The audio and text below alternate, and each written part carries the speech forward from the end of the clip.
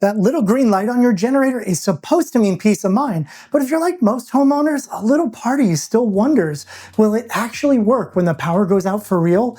In the next few minutes, I'm going to show you how to answer that question with absolute certainty. We're going to walk through a simple, safe test that you could do yourself, no special tools required. By the end of this video, you won't just hope your generator is ready for the next storm, you'll know it is. All right, let's get you prepared. The first thing we need to do is find the keys to your generator. Most of the time, these end up in that one specific drawer in the kitchen, and you know the one, the junk drawer. It's the universal hiding spot, so check there first. With keys in hand, let's head over to the generator. As you walk up, you'll hopefully see that glowing green light on the side, a great first sign.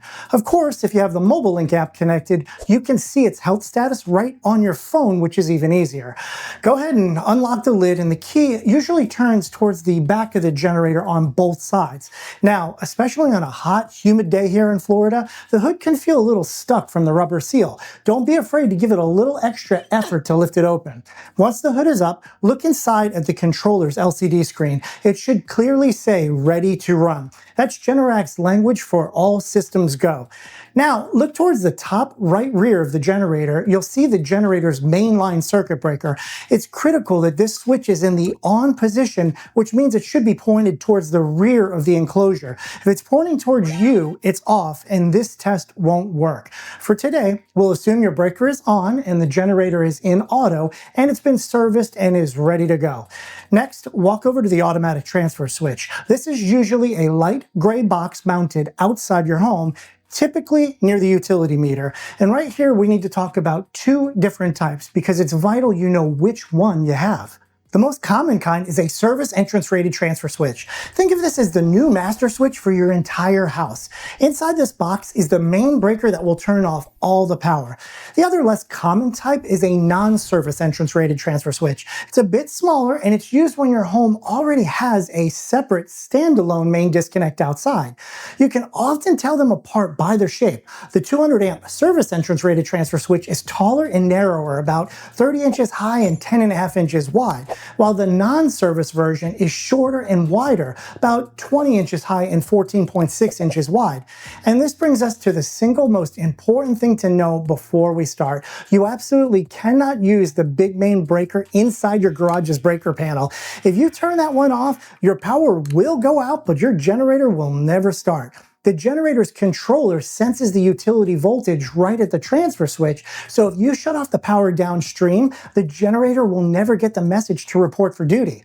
So, focusing on the common service entrance rated switch, you'll see a single knurled screw at the bottom. Go ahead and turn that to take it off, but hold it tightly. I am serious. If you drop that screw in the grass, it will enter a time continuum and disappear into the black hole forever. Hold it tight, lift the front panel off, and for safekeeping, thread that screw right back into the hole you just took it out of. Inside, you'll see a protective middle panel. Leave it right where it is. Look up to the top right, and you'll see that main line disconnect, usually marked with an amperage like 200 amp.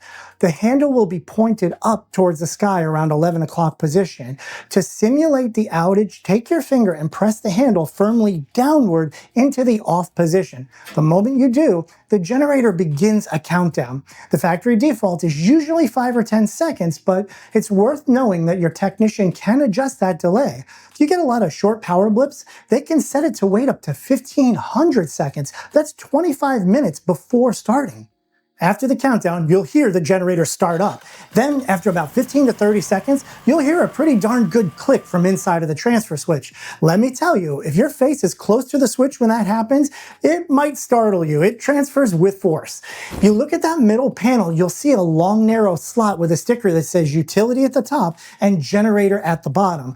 You can see a little yellow indicator in that slot move from the utility position down to the generator position. That click was the sound of your house being connected to the power your generator is making. Go take a look around. If the lights are on, everything is fine. Now, let's reverse the process. Go back to that main disconnect inside the transfer switch and flip it back on, pointing up towards the sky. The power doesn't come back on instantly. The system is designed to wait about 15 seconds to make sure the utility power is stable and good to go. After that pause, you'll hear the same forceful click again as the indicator in the slot moves back up to the utility side. Anyone inside the house probably didn't even notice the change. The switch from generator back to utility happens in a fraction of a second.